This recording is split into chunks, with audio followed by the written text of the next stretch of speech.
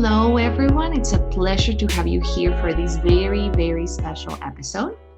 I have just an incredible guest. I have no words to describe this guest besides he's an incredible leader, a mentor, and a true agent of change. He's Dr. James Mayfield. Dr. Mayfield, how are you doing today? Fine, thank you. I'm delighted to be here. No, it's such a pleasure.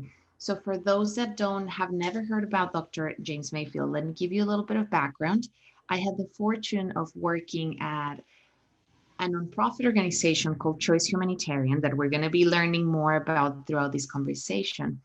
And when I worked there, Dr. James Mayfield was one of the founders of this organization, and I was fascinated by the model that this organization utilized to work alleviating extreme poverty.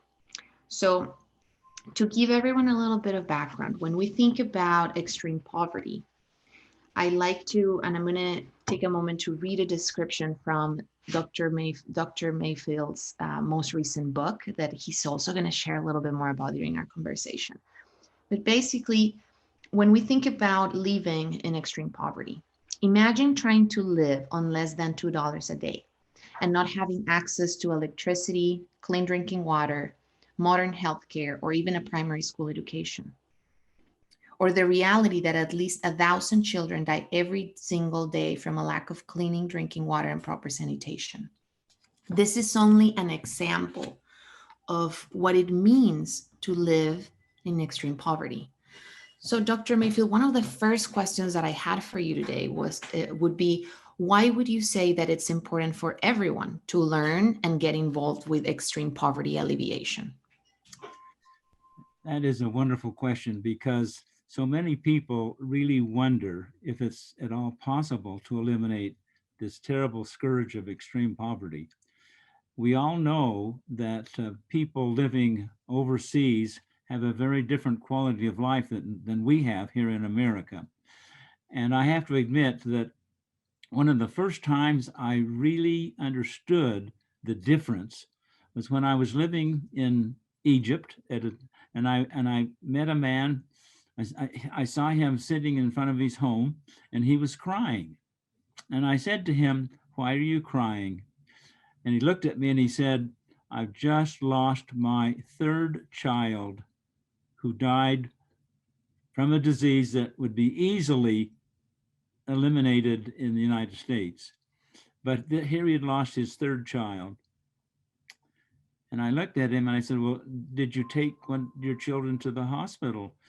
He said, "I had no money. I had no choice. I had no money to pay for medicine and certainly not for a doctor." I looked at him and I said, "Tell me, how much do you make in a year?"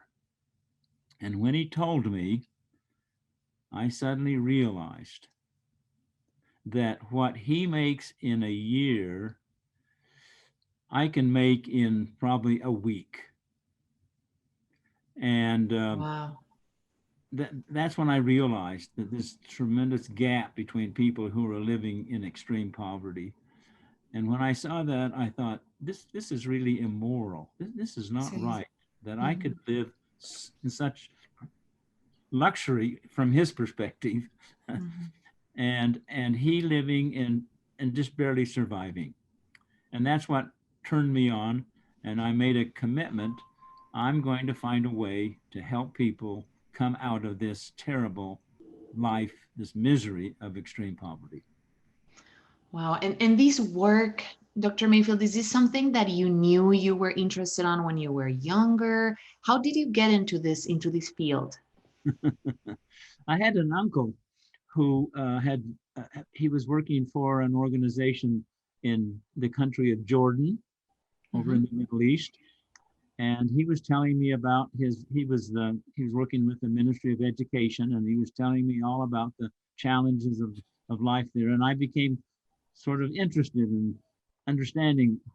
He was telling me about poverty, and he was telling me about the difference between having water and not having water, and turning a tap and there's clean, cool water available, and they don't have that at all. In fact, in some villages, they have to walk miles to obtain water.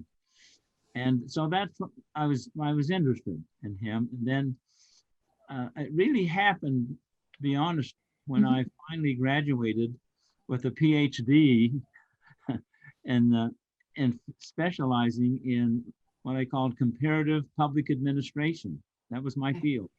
I was trying to understand how do you improve local government systems in third world countries. So off I go to Egypt on a Fulbright, and I'm studying local government development in the Middle East, in Egypt in particular. And that's when I met this man and talked to him. And I realized, no, I don't want to talk about local government reform. I want to talk about how to change this man's life, how to find a way to bring people up to a better quality of life. So that's really how it happened. Wow, that's so beautiful because it does talk about how the intention was there, the curiosity was there, but the how is what evolved, right? And in regards to this how, you talk about certain assumptions that you had made when you started this journey working in extreme poverty alleviation. Could you share with us a little bit in regards to those assumptions that you had and how those were quickly kind of dissipating, right? When you had these realizations of this is not the right path for this work. When I first realized that I was going to make this my career, I did have some assumptions, and these assumptions came from my training in graduate school. And I was taught in graduate school, you are going to be an expert, and you are going to go overseas, and you're going to help these people come out of into a better quality of life. You're going to train government officials, and you're going to help people to live a better life. And you're the expert, so they're going to listen to you, and they'll learn from you. The second assumption was that we know how to solve problems. You villagers, you're kind of uneducated, and you're kind of lazy, and you really, we have to take care of you. You're like children, and we'll come over and take care of you.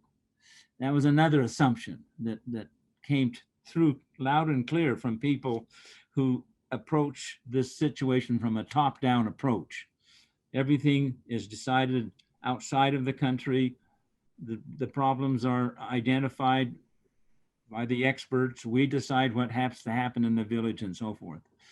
And I came to realize very quickly, number one, I need to learn from them more than they need to learn from me. Amen. And until I understand their lives and how they see the world, I'm not going to be effective at all. And the second I realized is that when we started introducing programs, I began to understand that I was living in a world of unintended consequences. Share more about that. What do you mean by unintended consequences? In the 1960s, when I first started consulting overseas, we were working with what's called the Green Revolution, where we were going to teach farmers how to increase their yields, teach them about how to use a tractor and how to use fertilizers and how to use high yield varieties of seed. And we're going to help you farmers come out of poverty. And what a wonderful thing we're going to do for you. The unintended consequence was that we, the experts, went into the village, brought them seeds, helped them, give them a tractor, give them all of the insecticides and so forth. Mm-hmm. The unintended consequence was that the only people who benefited from that program were the big farmers, were the rich farmers. That was a totally unexpected, unintended consequence. When we took that material and then we left, and the leaders decided how to distribute this wealth, the seeds and the fertilizers and so forth. And who received the seeds and the fertilizers and the tractors? It was the big farmers, it was the big families, it was the rich families. So that was an unintended consequence. By the 60s or 70s, we began to realize um, we don't really know what we're doing. We need to focus maybe on basic needs. Mm. let's teach them about literacy and about good health and about and more about how to improve their quality of life. Mhm. And I have to tell you, in the 70s, I would guess we must have sent several $billion in aid around the world. And I would guess that less than 15 or 20% of that money really got down to the poorest of the poor. Where did the money go? The bureaucrats in Cairo, in Manila, in New Delhi, where I was working, they had to have new buildings. They needed an office building to put the bureaucrats in. And of course, this big building had to be air conditioned. And Oh, of course, they needed vehicles so they could drive out to the village. Well, and then of course, they had to pay my salary and my airplane ticket. So by the time the buildings were built and the bureaucrats had air conditioning and they had vehicles and I'm getting paid very nicely, there was no money left for the poor villagers. The money was spent mostly in Cairo. It was spent mostly in in the capital city. It didn't get out to the rural areas. Unintended consequence. I see. Yes. So finally we said, okay, we really need to start working maybe from a bottom up. Let's work down at the village level and really help the people at the local level. And we thought that was the solution. But what we found was that when we would train the leaders and get them started, we'd turn the program over to them. And again, they would just simply take advantage of the program for their own benefit. And the extreme poor were usually ignored. Now, for 30 years, I was living in a world of unintended consequence. And it was then I realized that something needs to change. Mm-hmm. We need to find a different way. And so we thought, we're going to try microcredit so they can start their own businesses. What a wonderful idea. Let's go in, we'll train them how to use credit, we'll teach them how to start enterprises, and that'll be the solution to the problem, obviously. Unintended consequence, when we provided credit, it was clear that some people would be given credit. And they would use it and they'd come out of poverty. But it never really was used for the extreme poor, never really benefited the extreme poor. So something was missing. And I remember talking to one of my colleagues, you remember Chris Johnson. Yes. I said to Chris, there's something missing. There's a missing ingredient. And it's taken me 40 years to decide that it's time to find this missing ingredient. What is it that we're doing wrong? There's still poverty in the world. We spent billions of dollars. We've gone into many programs. We built schools and we built water systems and we built agricultural systems.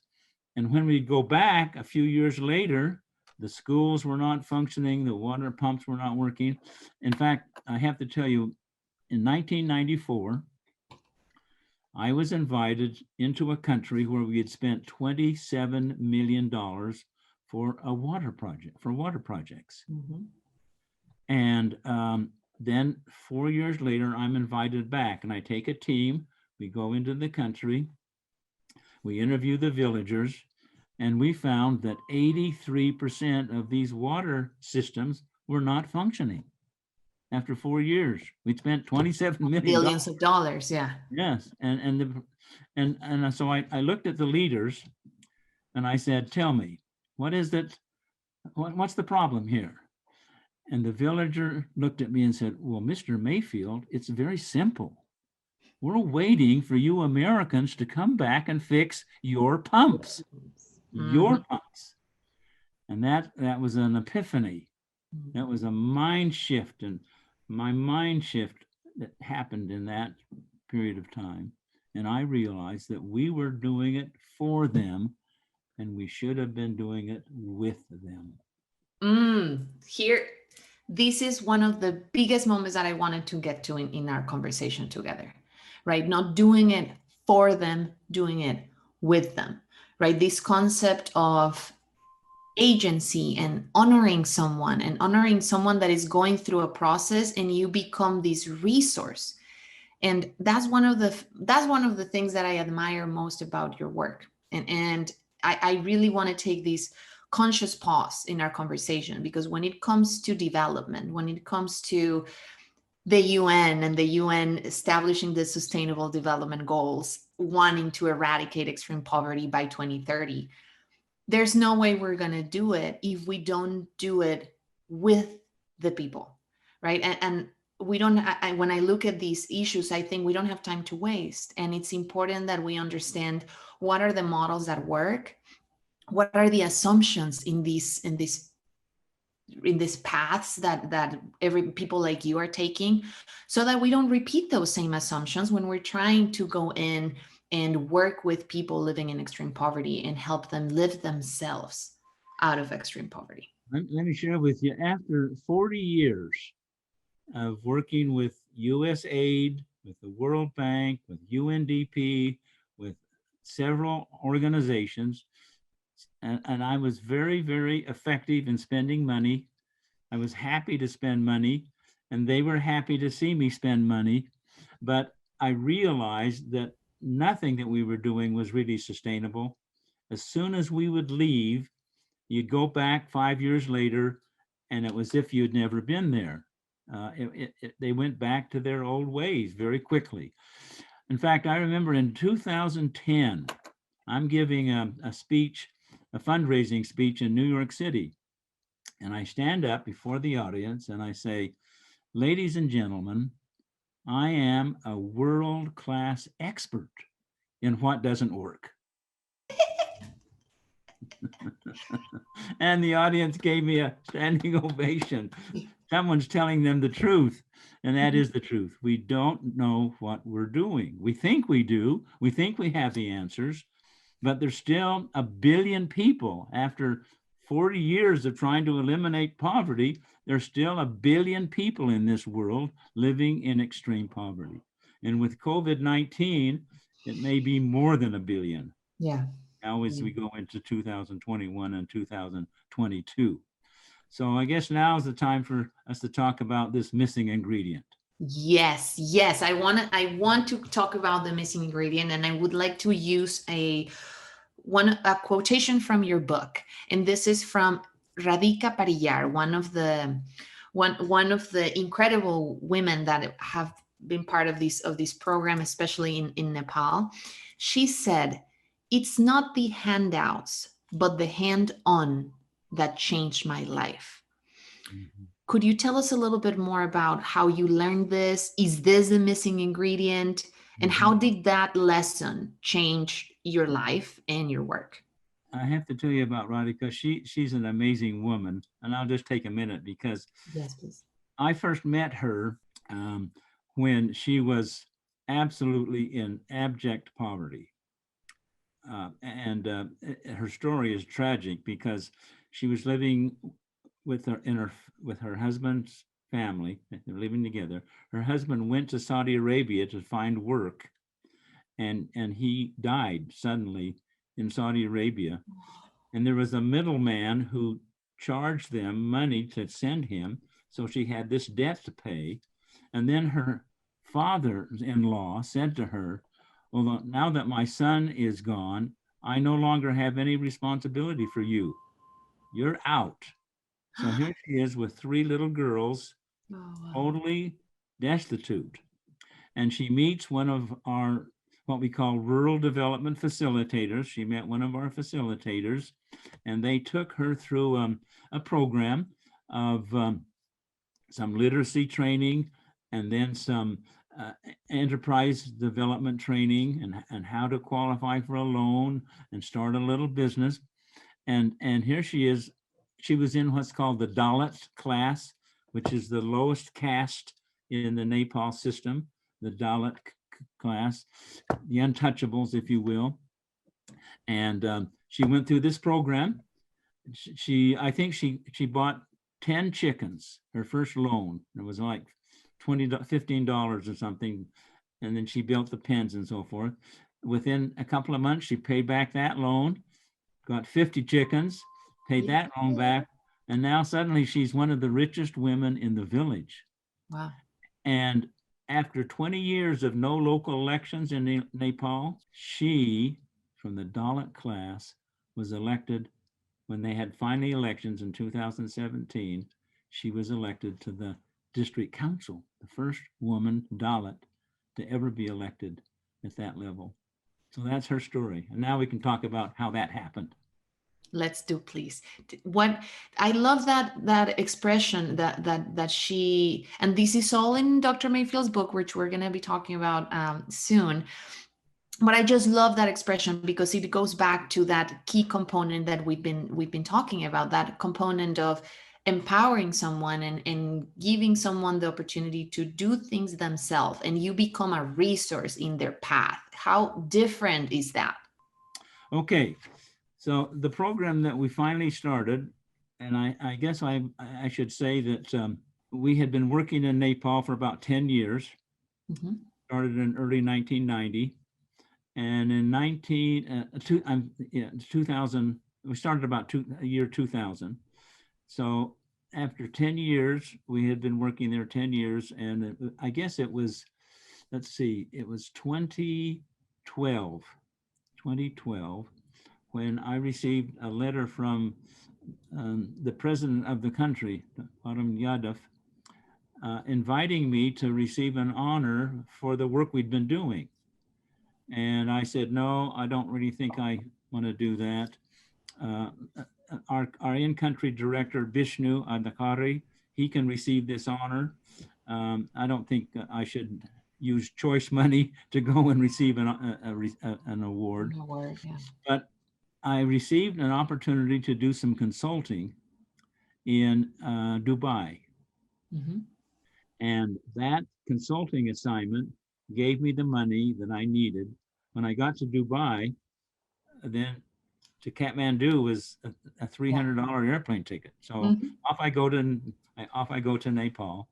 And as we're talking, he said, you know, it's really wonderful. You go to work in a group of villages here and a group of villagers here. And I said to him, you know, we would like to try a district approach. We'd like to try an approach that's not top down from the central government, nor is it bottom up, working with 2 or 3 villages at a time. Let's work in the middle at a large enough area, say of at least 100,000 people. Wow. Where we would have some economies of scale. There would be probably a high school, and there'd probably be a little hospital, and there would probably be a market large enough so that when we develop the market, it can be expanded and it will be sustainable. So he said, you want to work in a district? And I said, yes, but we just don't have the resources. He said, if you can find the resources, we will support you and encourage you to come and work at the district level. So I go back to my home and I find some donors and we raise the money. It was about $30,000 a month for 3 years. That was the budget. And in the pre-program period, before the program started, January 2014 is when the program started, we had to do 3 things. Number 1, we had to coordinate, we had to find a place to work. And so we met with several governors of different areas, several mayors and so forth, and finally picked an area called Lamjung, which is in the west central area of Nepal. And we were so impressed with the leader there. He said, yes, we would like to have you come and we will support you and help you in any way we can. So that was the first step. The second step then was to find some facilitators. Now, in all my years, when I hire facilitators, 90% of them are men. Okay? Dr. Mayfield. Okay, they're men. So I'm sitting there with Vishnu, and we have identified 40 candidates. We need 20. Okay, we need 10 facilitators to do the program. So out of 40, we have to pick 20. So we go through them, and Vishnu said, you know, I think we could hire 2 women. Wouldn't that be good? And a thought came into my mind. Half and And half. it was a tender mercy to Yeah, me. It was a special moment when I said, no, I want half of these facilitators to be women. exactly. Okay. Equity. Now, Yes. I'd never done that before, but here was the moment when I said half of them have to be women. And Vishnu said, oh, no, they won't accept that. The people, they'll not accept them. And I said, well, I guess I'm going to have to go to a different country. Sorry. Bye-bye. Oh, no, don't go. Stay. Yes. So we made a commitment Mhm. that half of our facilitators would be women. And we wanted them to have 5 qualities. Mhm. They had to have competency. They needed to know what they were doing. They need to have at least 3 or 4 years of experience working in a village environment, maybe for USAID or maybe as a school teacher, maybe as a health worker, but they needed to have at least 3 years experience in this work.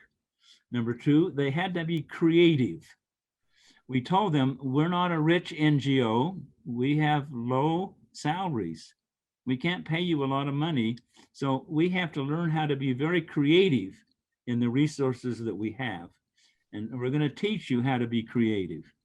And then number 3, you need to have commitment. And I'll talk about that in just a minute. And then number 4, they need to have character.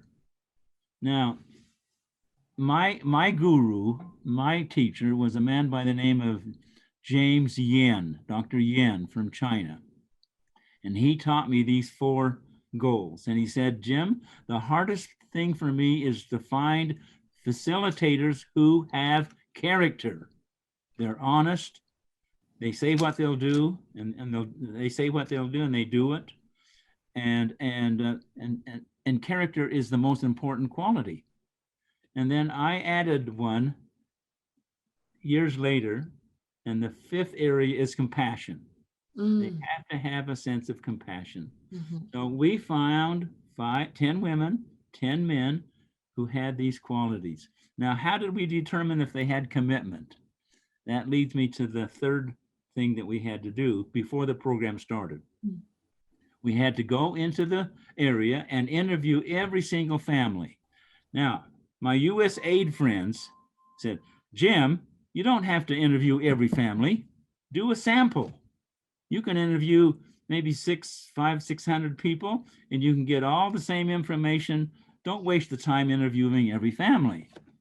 Another tender mercy.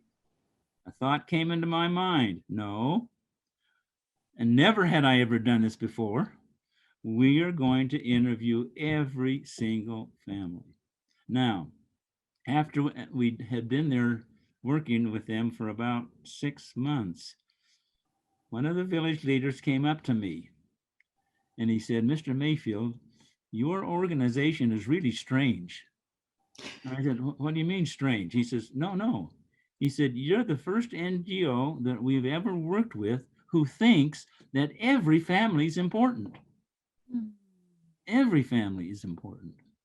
Now, when these 10 women and 10 men would go into the communities, the women would interview the women and the men would interview the men.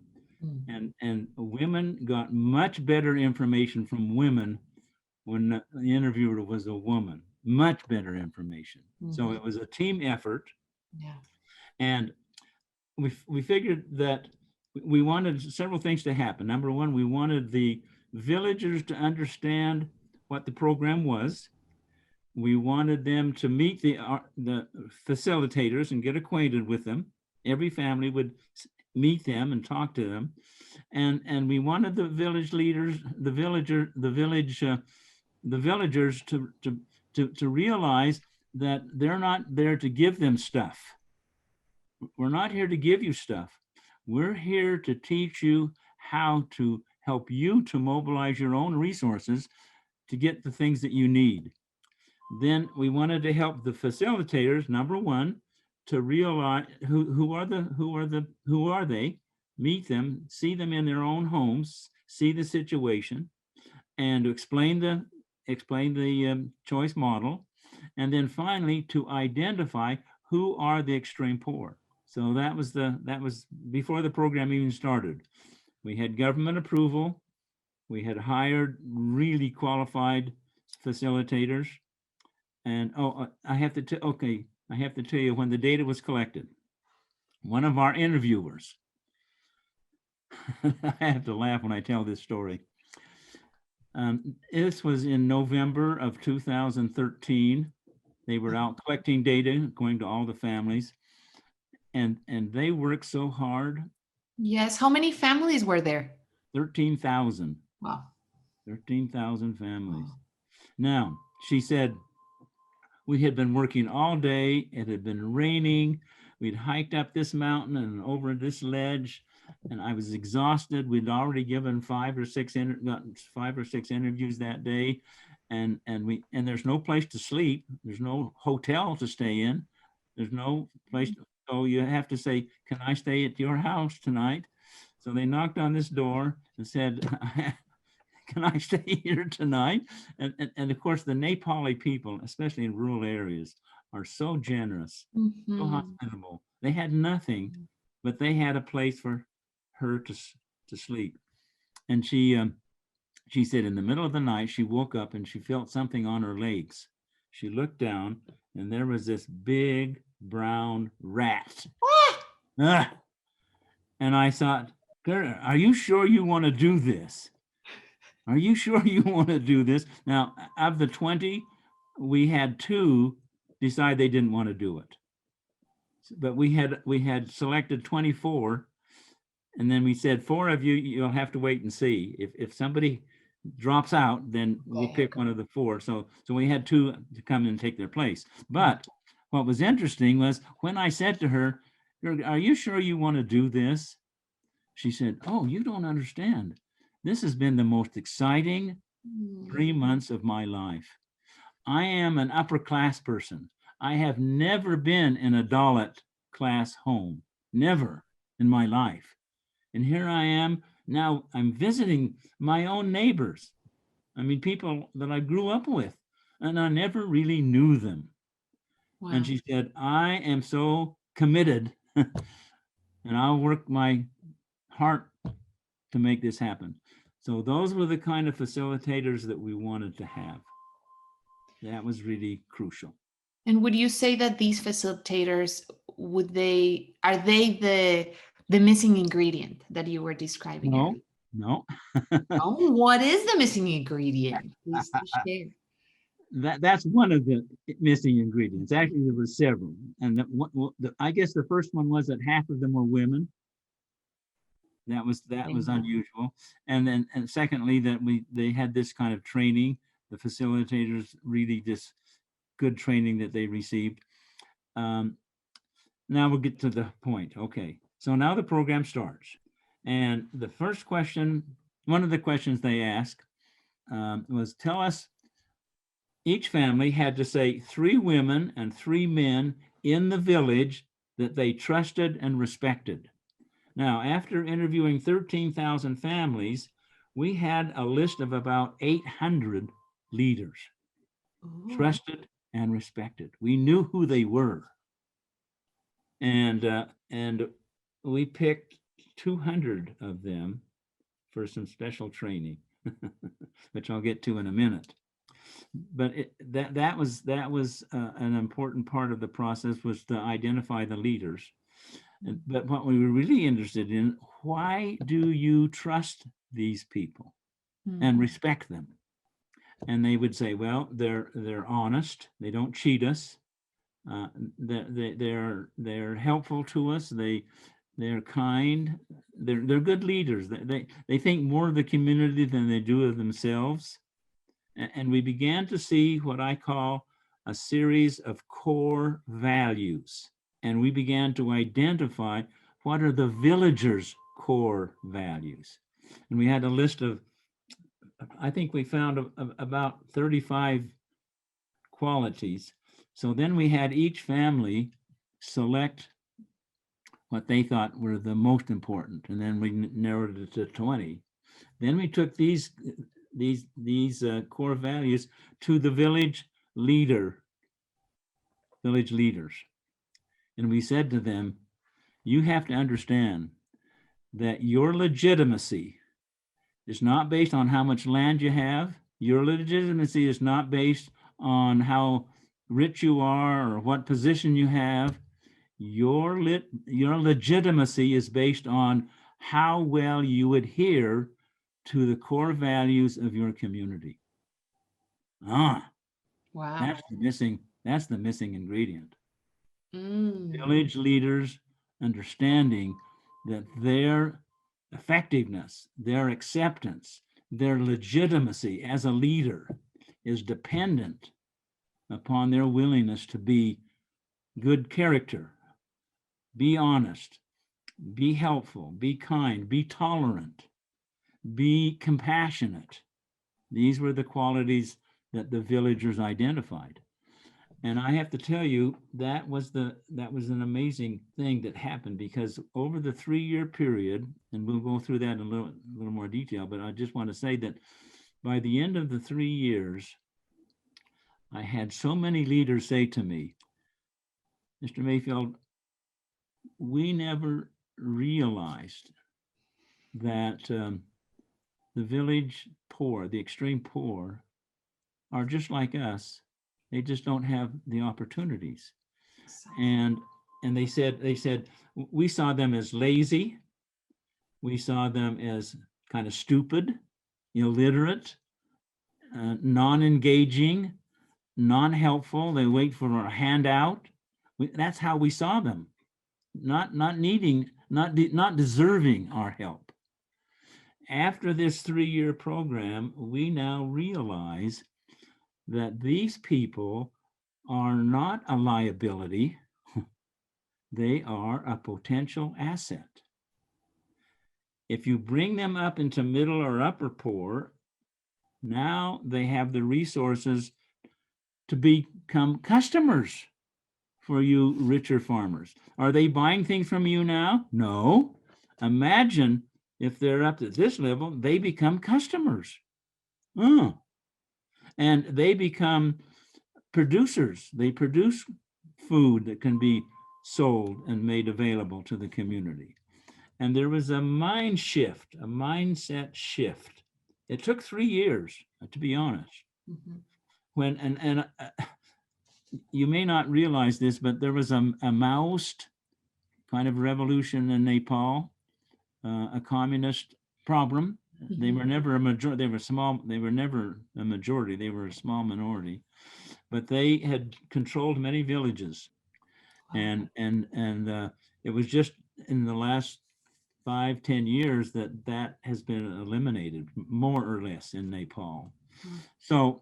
So here's one man who was a Maoist communist in this village, and boy, when our facilitators came into that village, he was so opposed. He says, we know you are here working with the Americans. You're here representing the big political party, not my party, the government's party, and we don't want you in our village. And that first year, it took us a year before they began to trust the facilitators. And this man, during the second year, his wife said to him, the Maoist, you know, you and I have been at odds. I'm a Hindu and you're a communist. And I think you need to wake up and be a good Hindu. It was the wife that converted him. And who converted the wife? The woman facilitator. Wow. So that was the domino effect. That was the connection that we didn't have. In all of my work for 40 years, I never saw that kind of process being implemented in the villages of the world. I've worked in many countries all over the world. So that was the missing ingredient, finding men and women who had the right core values. And that's where their legitimacy came from. And that's where they began to see these extreme poor as potential assets, as people worthy to be helped, as people that we want to help. And in the book, there's the story of one of this man. One of the stories in my book describes this man during the third year. Guess what he's doing? He's Right. taking the facilitators out to these extreme poor families, and he says to them, we want to help you. And these facilitators have a program, and we're going to help you bring you out of extreme poverty. And he became an agent, almost Oh, a yeah. volunteer, helping to find the extreme poor and to help them get a loan, start a little enterprise, and bring themselves up to a level where their children can go to school and they have food on the table and they have steady employment. And that was the change. So now I guess we could talk about the first year, second, third year, so you can see the process. We did different things in each Mhm. year. The And I first would like to year, take a pause here because there are a couple of things that I love about what you've been mentioning, and I please, think it's please. important to share them.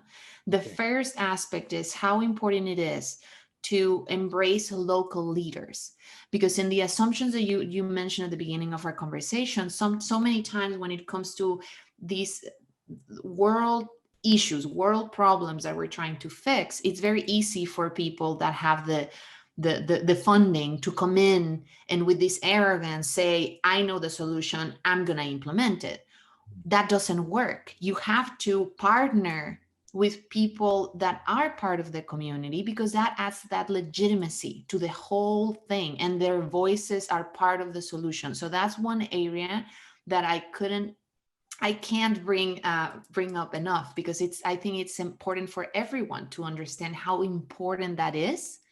And secondly, patience, right? There's a lot of mind shifts happening in these very complex issues, and you can't You can't expect do it to, in one oh, year. in a year we're gonna fix the problem. No, we gotta be way more realistic, and that's why I would love to dive a little deeper into all the patience, right? And the fruits of all that beautiful work of patience and also compassion. So as you guide us through the journey of those 3 years, could you share also what communities of compassion, if that's, I love that concept that you bring to your model, and what I would love to learn more about it throughout the 3 years. How did the term community, what is it, and how did it take place in these 3 years?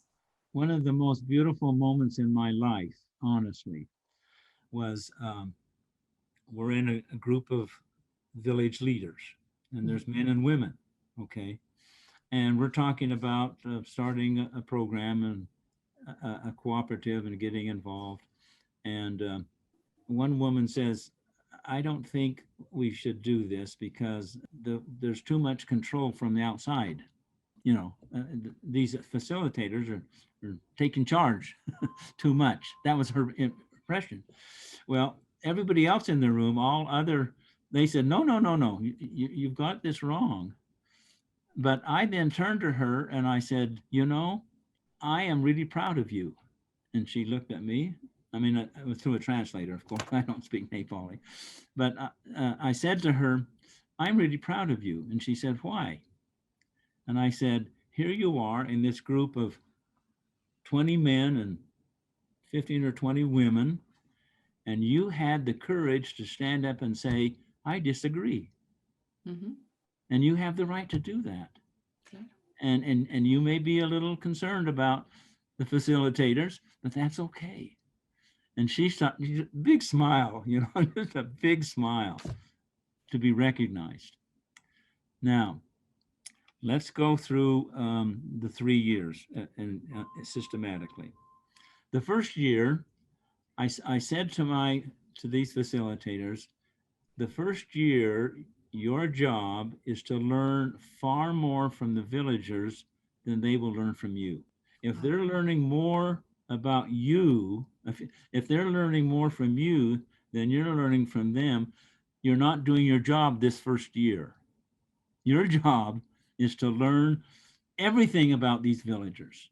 You must learn their children's names. You must learn what they do. You must learn what they like, what they don't like, what are their problems. You need to know these people. That's your job the first year. The second thing is your job is to develop trust and respect. If they don't trust you, and they don't respect you, you're not going to have any success at all.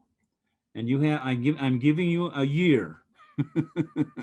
I'm giving you a year to build trust and respect. So how are we going to do this? And I said, well, the simple way is for us to identify 3 or 4 projects that will benefit the whole community, not just the extreme poor. This first year, we're focusing on the entire community so that everybody benefits. We're going to have and you villagers have a discussion, and I want you to meet with the extreme poor, the middle poor, the upper poor, even the non-poor. Talk among yourselves and come up with 3 or 4 projects, and CHOICE will fund those projects. Okay. Now, if we don't do this, what will happen to trust? There won't be any trust, because NGOs all the time come in and say, we're going to do this, we're going to do that. And then they walk away and they never do anything. Or if they do something, they leave before it's finished. So you have to finish this project. They have to select it. And if something they've selected and it benefits the whole community, at the end of the year, they will trust and respect you. So that was the key of the first year. We didn't talk much about extreme poverty that first year. We mentioned it as a goal, a long-term goal, but the focus was on getting the whole community committed with trust and respect. So the second thing then, that first year, was we invited some of our donors from America to come on an expedition. And they came out and they worked in the village working on these projects. And it was to expand the school. It was to introduce some family gardens. And it was set up a literacy program. Those were the 3 things they wanted to have done. And that was accomplished that first year. Villagers were excited. They had what they wanted, what they were looking for. Now these outsiders come in, and we had to train these outsiders. That's a big problem. When outsiders come into a village, they want to do it for the villagers. So I said, no, you can't. You're not going to finish the project. If you finish the project before you leave, guess what? It's your project. But if you let them start a project, you come in, work for a week, and then you leave before it's finished. And when it's finished, whose project is it? It's their project. As it should be. As it should be. Absolutely. Yeah. So that was that. And then also it helped the villagers to realize they were not alone. Yeah. There was people who cared, and they met these donors. The donors saw how the money was being used. The villagers met them and interacted with them. And that was a positive experience that first year. It was a real positive experience. So now the second year. Trust is there now, and we've identified leaders that need to be trained. So we picked 20, 10 men and 10 women in each of the 20 village areas. So there were 400 people that were trained, leaders were trained. Wow. Half of them were women. Good. Villagers. Yes, I love that. Yeah, villagers. And they went through a program of training, which, first of all, we taught them about the principles of good governance, not government, governance. And governance means they learn about accountability. You're not accountable to the central government. You're accountable to the people in your village. That was the first thing they had to learn. Secondly, they had to learn something about results-based management. There's inputs, outputs, outcomes, and impact. Now, you say, these people are illiterate. Are they going to understand something about results-based management? And the answer is absolutely they are. They Never understand. underestimate anyone, right? Yeah, if you want a garden, you have to have fertilizer. That's an input.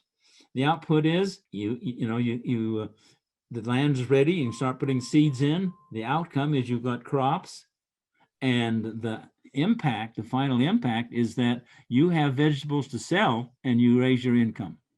And they understood that totally. It was really fun to watch. And then the third thing that we taught in this 8-week training course, with then monthly follow-up courses every month, was the importance of core values.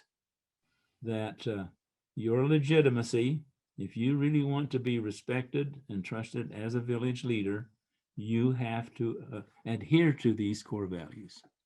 So that was the second year. And it was during this year that we taught them something called leveraging. Now, leveraging is an interesting concept because there's something called a fixed budget and there is a leveraged budget. Let me make the distinction. Most NGOs come in, they have a fixed budget, right? And when they spend that budget, they leave. It's over. What we wanted to say to the villagers is your job is to take the limited resources that you have. You have labor, you have maybe some material to make cement and so forth. You have some material, and some of you may have some money, but what you want to do now is to go to the 3 sectors in society. There is the government sector, we call it the public sector. Then there's the business sector, we call it the private sector.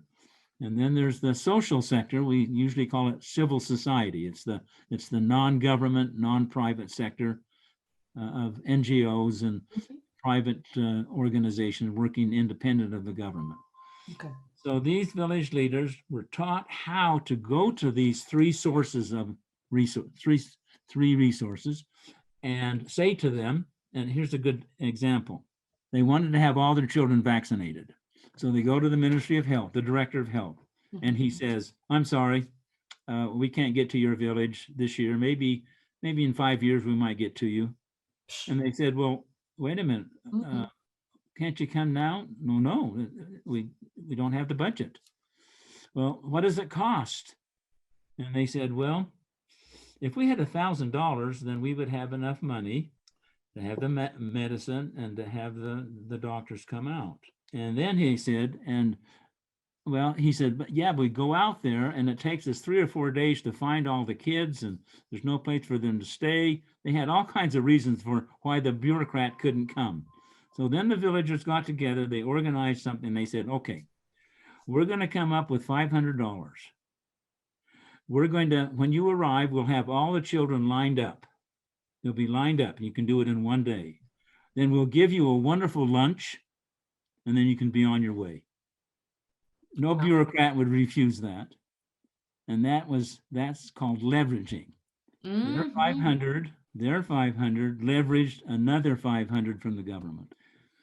So that was a big lesson to teach the villagers how to leverage. And I have to tell you, and you'll see it in the book, that for every $1,000 that CHOICE invested, villagers raised $5,000 to $7,000.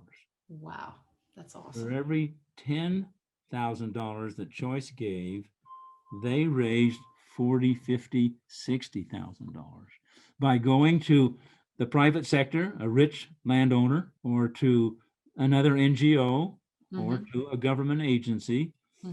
And that leveraging process is the key to sustainability, because once they know how to leverage their own resources, we can leave and go to another community and start the same process over. So that's the second year, focusing on leadership, focusing on learning how to leverage their resources and so forth. Now, we also started a savings program and an entrepreneurial training program in that second year. Teach them entrepreneurship training, how to start a business, how to write a business plan. Radhika, the woman that's on the cover of the book, she was so intrigued by this entrepreneurship training. Yeah, that's her. Oh, let me tell you a story about that really quickly. The mother, Radhika, Mhm. She was so proud of her daughter because she now is graduating from high school. So I turned to her daughter and I said, "Tell me, what is your dream?" And she said, "Well, I want to be a lawyer." She says, "I'm from the Dalit class, but I'm going to be a lawyer and I'm going to work for the rights of my caste." That's what she wants to do. She Now her will. mother is looking and tears are coming in down her eyes. And I turned to her and I said, "Well, Radhika, what was your dream when you were her age?" And then she really started to cry. She said, "I didn't have any dreams when I was her age." So it was at that moment when you realize what a great impact something like this can be when it's done right. Yes, Leaders are yes, when it's prepared. done right. When the leaders are selected on the basis of who's trusted, not who has the most money or the most land, but who's trusted, who's respected, then something exciting can happen in these villages. And that now leads us to the third year. And the third year is the whipping cream on the The cake. cherry on top. There you go. We started talking a little bit about, well, we started talking about helping the extreme poor the second year Mhm. and getting loans and so forth, and they started doing that. But the third year is when we had a serious campaign where full-time effort on the extreme poor, that third year, so that every single family would now be out of extreme poverty by the end of the third year. And the idea came from a woman. She said, "We as a community have decided that we're going to be the first village to have no extreme poor. And we've decided that when we become a village with no extreme poor, we can call ourselves a community of compassion." Now, I then said to her, "Okay, at the end of the third year, now the next 10 years, let's make this community a community of development. Mhm. And we won't bring out just the extreme poor, but we'll bring the whole community up above the poverty line over the next 5 to 10 years. But they'll be doing that without choice. They won't need They choice. want niches, which is the beauty of the model, right? You don't want to generate any dependencies. You want people to graduate and be and just shine, right? That's what you want, and that's the ultimate goal. And it really was exciting to see almost 9,500 people, men, women, and children, out of extreme poverty. At the end of 2000, in the middle of well, we had an earthquake, a terrible earthquake in 2015, Yeah. and that really set us back. So we had to extend it into 2017. So by the end of 2017, we had every single family that had been extreme poor. Woo! Yeah, it was exciting. So now we can talk about the future or whatever you want to talk about. Yes, so this is, and for people that want to learn more about the process and more about the model and how it was implemented, please get your copy of the book, Extreme Poverty Eliminated, a Successful Program in Nepal by Dr. James Mayfield. If you're watching this on YouTube, you can see the beautiful copy that I have here. And this was all done through the nonprofit. That was the vehicle, right? The nonprofit CHOICE Humanitarian. Could you share with us a little bit about CHOICE and what is your vision for CHOICE and the future of your work? Okay. CHOICE Humanitarian originally started as an organization. We called it the Center for Humanitarian Outreach and Intercultural Exchange, CHOICE. Mhm. We had a problem when people began to wonder if we were about the problem of choice Yeah. and birth. And so we decided, well, we can't just call it choice because that might be confused with another issue. Yeah. So we changed it to CHOICE Humanitarian, and that's the name of the organization. The first several years, we focused primarily on expeditions, really. We would go into communities and we'd help them with a school or a water project or some little health clinic and so forth. We were doing projects. Mhm. That's what we did. And the villagers loved what we were doing, but we quickly began to realize that we'd come back a couple of years later and the school didn't have textbooks and the teachers weren't coming, or the roof needed to be repaired, and it just wasn't sustainable going into a village, doing something and leaving. Yeah. In the 90s, we began to realize we needed to have someone full-time in the villages, and we hired facilitators to work in these communities. But the problem was, if we hired an expert in health, all the projects were health projects. Mm-hmm. If we hired someone who was an expert in literacy or livestock, the projects are going to be livestock projects. And what happened was the villagers became dependent on the facilitators. This was the 1990s version, Mm-hmm. not the 2020 version. The 1990s version was we had a facilitator in the village doing projects, but the villagers were becoming dependent on us. They really were. It was clear enough. But we were doing projects and the villagers loved us. But as long as the facilitators were there, things worked really well. When they would leave, problem. So finally in 2000, the first decade of the 2000s, we began to focus on leaders. But again, the leaders, the problem was they would help the upper and middle poor, and they were ignoring the extreme poor. And then we thought, well, let's do these credit systems. Let's set up credit systems in the mid, say 2005 to about 2010. Mm-hmm. We were doing credit programs. But again, what we found was that the gap between the extreme poor and the rest of the community was increased, because the middle and upper poor, they were doing great with these credit programs, but the lower extreme poor were not qualified to take loans, and they didn't get loans, and so they were sometimes even worse. Left behind, yeah. So CHOICE essentially was a project-focused organization, and we did a lot of good work, and we had wonderful facilitators who did their job, and they helped people, villagers, but there was something missing, and that's when this whole idea of core values and in a long-term perspective, but a limited long-term perspective. Mm-hmm. I mean, we were in some villages for 15, 20 years. By the year 2000, we had villages that we've been working in for 20 years. Wow. And I didn't like that. I felt like that was creating a dependency relationship. Mm-hmm. We needed to somehow change. And it was not easy to change. We worked with our board and they were slow to want to change. A lot of people were slow to change, but obviously this successful program in Nepal has now made it possible for us to move forward, and we're committed now. We're working in 7 countries: Mexico, mm-hmm. Guatemala, Peru, Ecuador, Bolivia, Kenya, and Nepal.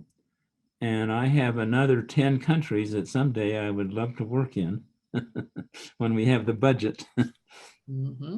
We're working, and our goal right now then is to replicate the Nepal program in the other 6 countries over the next 10 years.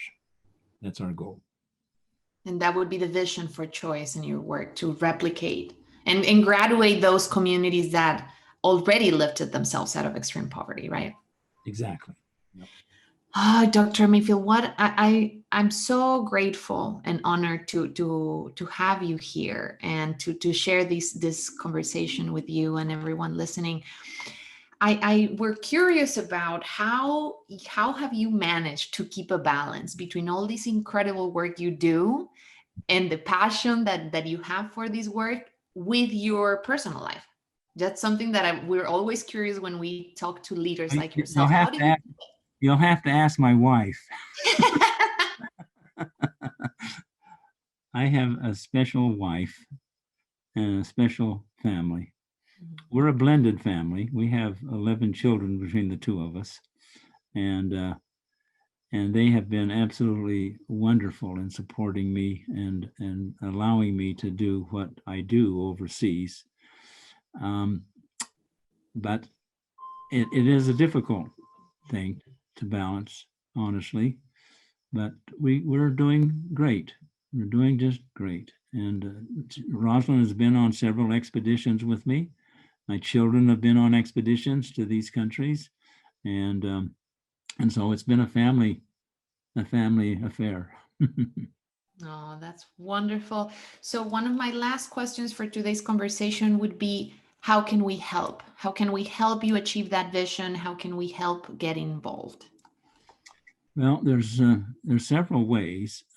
The most obvious way would be for people to call Choice office, area code 801-474-1937, 1937. Call and say, we'd like to support you financially.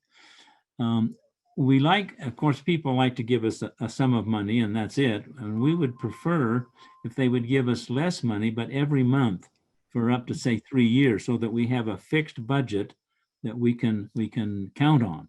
This money will be coming in every month. It's really frustrating to start a program and then suddenly realize we're running out of money. And so it's hard to keep that continuity when there's not the resources that we need. So we prefer people, and we call it the village program. So when they call Choice at 801-673-44, 801-474-1937 and say, I want to join the village program. And then you indicate how much you would be willing to give, say, every month, whatever would be really, really helpful. That's the first way. The second way, of course, is we are always looking for people to go on expeditions. And we plan 3 or 4 in all of our 7 countries every year. During the COVID-19, things are kind of on a hold, I have to admit. We're hoping by the end of 2020, 2021, the first part of 2022, we'll be doing our expeditions again, but people can start saving their money and can start planning for some kind of an expedition. The schedule of expeditions is not fixed at this point, but these are the countries and you can start thinking about an expedition. So that's the second one.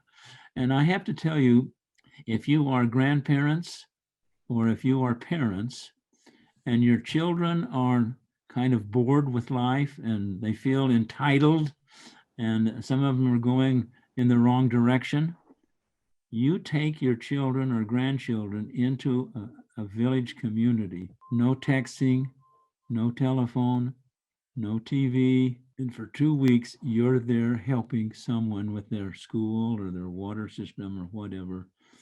And your children and your grandchildren will change. They'll be blessed.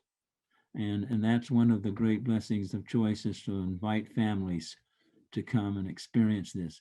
You can spend your money and go to Disneyland if you like, but spend your money and go to Nepal or to Mexico or to Bolivia. Go someplace as a family. We have many families who take the money they spend for Christmas and they go on an expedition over the weekend after the week after Christmas and go down to one of these countries. There's another activity that, and so these are the things we do directly with Choice. I also, and I haven't really announced this as much as I want to, but I'll announce it right now. Yes, please. On Facebook, there is a group, and the group is called the Council of 100 Champions. Council of 100 Champions. And a champion, as we're defining it, is someone who is wealthy. he may be, or she may be, he may be an NBA player, that has an interest in Kenya, or a movie star from Mexico, or a soccer player from Nepal who's a professional and they have resources. We're looking for those kind of champions who would take on a country and replicate the choice model in one area. Now, the idea in my mind is the goal, the sustaining development goal is to eliminate extreme poverty by the year 2030. I don't think that's going to happen, primarily because of COVID-19. I think it's going to be very difficult. So I'm giving an alternative approach. And the alternative approach is to find champions, people who are interested in one of the 100 poorest countries. Pick a country and raise the 40, 50,000 a month you need to implement a program over a 3-year period, and create one area in your country where you prove the effectiveness of this model. You sort of field test it in one area in your country. And what we found in Nepal is that people are now calling the Lamjung area a beacon of light. It's a beacon of light. What is a beacon of light? It's one area that's proved that you can eliminate extreme poverty. And if we have a beacon in 100 countries, a beacon of light in 100 countries, now in 10 years, I will be 95. Gotta celebrate. And so I'm dreaming that we would have a beacon of light in 20 countries before I'm on to my next phase of life. Exactly. Before you become light yourself, right? I love that, and I appreciate that, the fact that you're sharing that, because this is team effort, right? We have to all work together. We have to get creative. If we don't have those wealthier individuals, if we combine a lot of different people's wealth, then right, like let's. So I have 3 definitions. I have the first definition of a champion is someone who joins the Council of 100 Champions, becomes a member, and invites other people. And when somebody joins the Council of 100 Champions and recruits 10 people to join, that person is a champion. That's all they have to do. Recruit 10, and now you're a champion. The second kind of champion is someone who starts his own program by finding members of the council. So there's a Guatemala Council of Champions, and you start your own country. And when you start your own country and you have, you have 10 members then you're a champion. And then, of course, the third kind of champion is someone who has the wealth, has the money, the contacts, that really supports the beacon of light in that particular country. That's my dream. That's my passion. Oh, and we're so grateful to have you here and be a part of your passion, be part of your dream, and support you in any way we can. This is a very important mission that we should all share. We should all be part of this vision. And I really appreciate your time today. Is there anything you would like to share with our speakers before we leave? Any last words for them? No, I just want people to understand that every person needs to have a passion in their life. And I don't care what that passion is. Some people have a passion in playing ping pong. Some people have a passion with golf. Some people have a passion with traveling. Some people have a passion to help the homeless in their own community, or they have a passion to make sure that the elderly are getting their COVID-19 shots. Every person needs to have a passion. And I'm inviting you to find that passion. If it happens to be the elimination of extreme poverty, I hope that you will consider working with CHOICE Humanitarian in finding a way to replicate this wonderful program that we've now documented, fully documented as being effective and appropriate. We would love to have you join with us. Thank Thank you, Irene, for you. inviting me to spend a wonderful hour together. I appreciate it. No, it's my pleasure, Dr. Mayfield. So you heard him. If you want to learn more about Choice Humanitarian, you can also go to their webpage at choicehumanitarian.org. You can also learn more about the incredible model through Dr. Mayfield's book, the latest book, because he's written over 10 books. This one is particularly special. Available on Amazon.com. Perfect. So you heard him, available in Amazon, Extreme Poverty Eliminated, a successful program in Nepal by James Mayfield. Thank you so much for being here with us today. As you know, we send you much love and we hope you have a wonderful rest of your day. Thank you so much for being here with us.